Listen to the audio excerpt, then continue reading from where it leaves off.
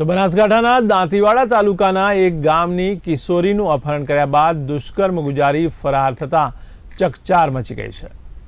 ત્યારે મળતી માહિતી મુજબ બે બહેનો દૂધ ભરાવીને ઘરે જઈ રહી હતી। તે દરમિયાન બે અજાણ્યા શખ્સો ઇકો ગાડી લઈને આવ્યા હતા અને યુવતી પાસે બીભત્સ માગણી કરી હતી। ત્યારે બીભત્સ માગણી કરતા બંને યુવતીઓ દોડીને ત્યાંથી છટકી જવાનો પ્રયત્ન કર્યો હતો। જોકે બંને યુવકોએ તેનો પીછો કરીને એક 18 વર્ષની યુવતીનું અપહરણ કર્યું હતું અને બંને શખ્સોએ એનું અપહરણ કરી ગાડીમાં બંને શખ્સોએ વારાફરતી દુષ્કર્મ ગુજાર્યું હતું અને પાલનપુરના ગઢ નજીક છોડીને ફરાર થયા હતા। ત્યારે યુવતીએ ગઢ ખાતે વિમળા વિદ્યાલયની સામે આવેલા પેટ્રોલ પંપ પર જઈ પરિવારને ફોન કરીને જાણ કરી હતી।